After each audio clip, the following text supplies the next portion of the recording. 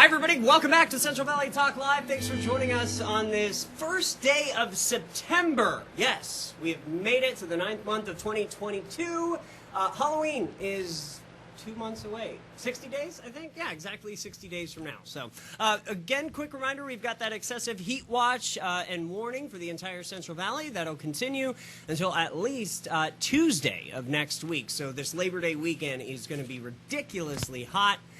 Cooling centers across the valley are open today. They're going to be open the rest of the week, even into the weekend in some locations. I know Clovis, Sierra Vista Mall has a cooling center.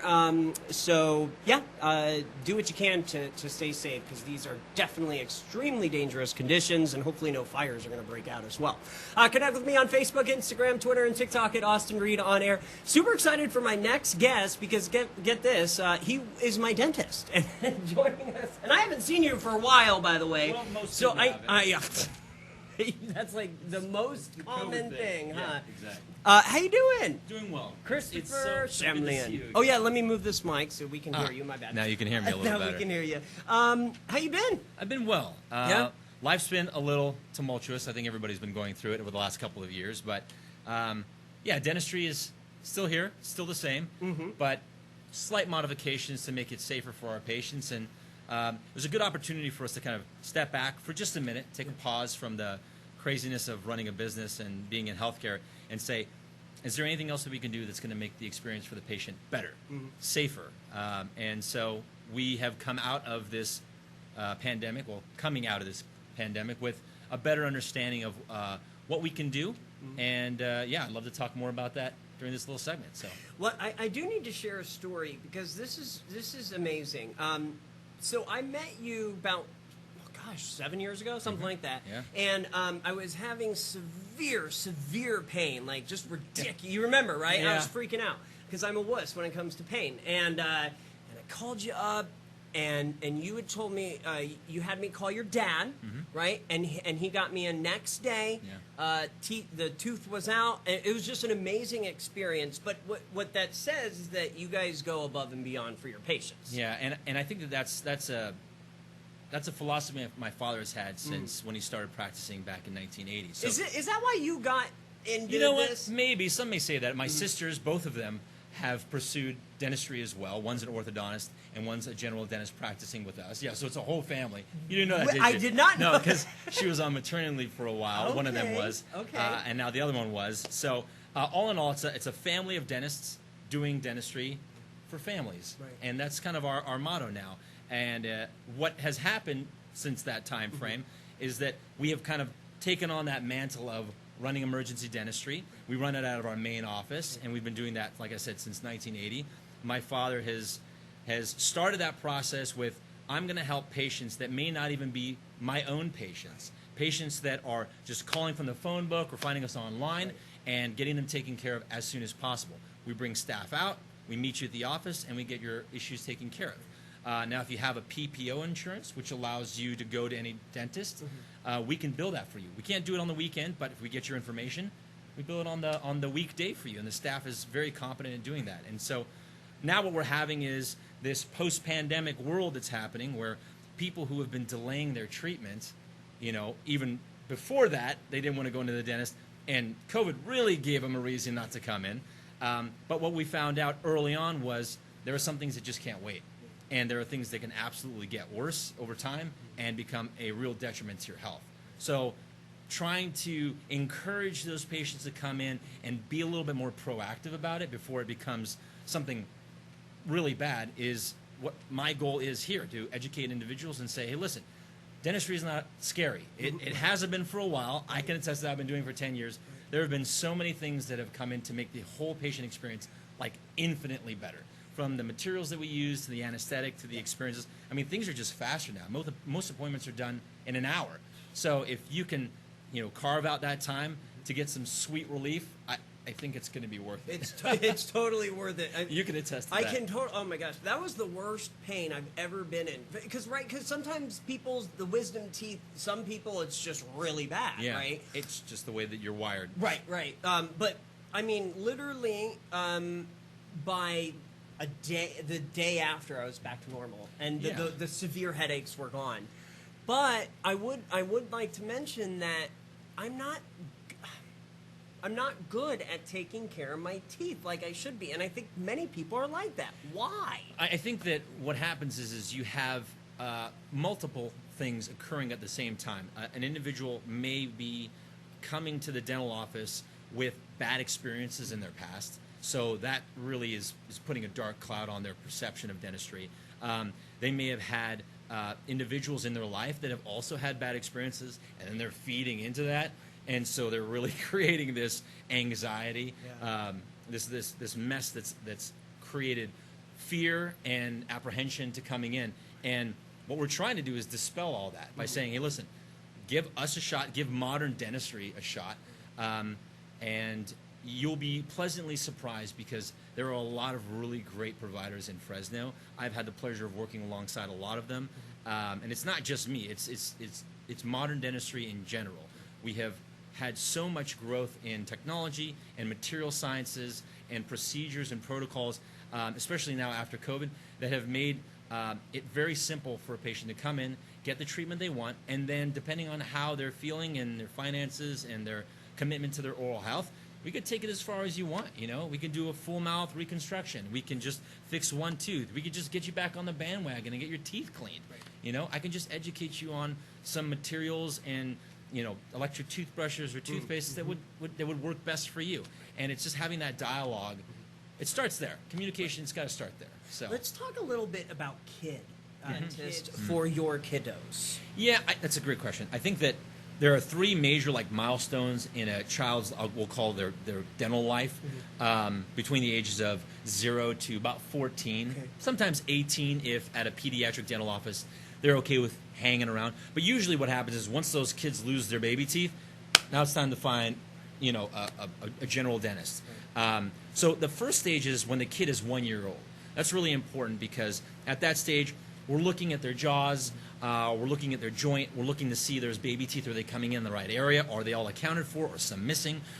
Plus, what I found was really great, it's a good opportunity for me to engage. I mean, I don't do a lot of pediatric dentistry, but I still welcome my patients to bring their children in because at that point, when the kid sees the parent bringing them in and we can start this relationship and they can understand that, hey, I went and saw this guy in the white coat or with the weird glasses on, and it wasn't a bad experience. Now we're starting the good experiences, and that will hopefully continue on. The second stage is, we'll call it the mixed dentition stage, where you've got a mix of baby teeth and adult teeth. And what's important about that is that there needs to be this handoff that occurs. Baby teeth leaves, an adult tooth shows up. If that doesn't happen, there's a reason why. Whether the child has an underdeveloped jaw, whether there is an issue with them having a congenitally missing tooth, meaning genetically they're just missing something. And those are really important because if not caught early, that leads to a lifetime of problems where the jaw is malformed, it doesn't function properly, because these guys need to meet up for you to chew and smile and talk and eat and all that stuff. So very important. And then the last phase is as they're transitioning out, to make sure that those adult teeth are prepared and ready to go for a lifetime of use. That's it. You get two sets, the baby teeth and the adult teeth. So getting everything set up for these kids early on is going to be massively important. So very critical. Yeah. Start young. The younger you start, the less of an issue it's going to be. And God forbid something happens and they have trauma or they end up getting a cavity, it's not going to be a foreign concept. It's not, hey, by the way, I know this child has a lot of pain and they have a tooth that needs work on, and they've also never met a dentist before. It's like, thanks, Mom and Dad. Yeah. You've really set me up for success here. Right. So please, bring them in. Let them work on a relationship. A general dentist would be able to guide you in the right direction. I can speak to the individuals that I refer to, California kids. They're fantastic. They're all over the place. I know some of the doctors there personally. I went to school with them. It's a great place. That's my recommendation. And I know they take a broad variety of dental insurances. But once you become an adult or a young adult, our goal is to treat you for life. From what age do you generally start seeing So patients? usually we around 12 to 14 years of age. Perfect. Yeah. Okay. Once they develop that full set of adult teeth, and then all the way up to 100 plus. You know. Do you have a lot of clients that you've seen for so many years now? Yes. So, which is interesting. My father, he's been doing dentistry since, like I said, 1980. Right. We have over 13,000 charts. So 13,000 individual patients that he's seen, and I just saw patient number 34 yesterday. Yeah. Really? Yeah. Wow. And he is ripe. You know, he is ripe for his age, but he's still cracking. And you know, he's got a smile on his face, and he's just as committed to keeping his teeth that he was the day that he came in. And that's not even speaking for him. That's my father. Right. And they have just such a great relationship. So you know, he'll go from his care center, and they'll set it up, and he'll get his transport, and they'll show up, and we'll do his dentistry, and then back he goes. That's awesome. So yeah, a lifetime of dentistry. And I'll tell you this, he's chewing just the same that he was when he was younger. Really? And I think it was a huge testament to why he's been able to live as long as he has. He's been able to maintain his diet.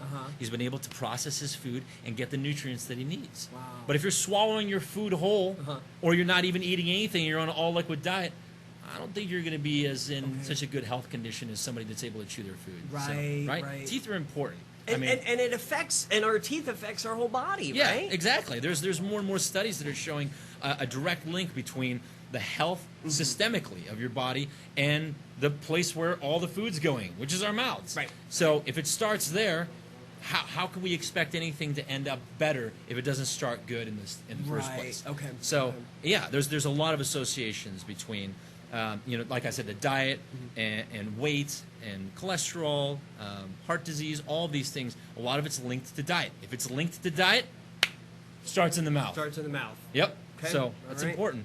We've got about a minute left. Real quick, the advancements, as we were talking about at the beginning of the interview, why the sudden change of the comfort level coming down?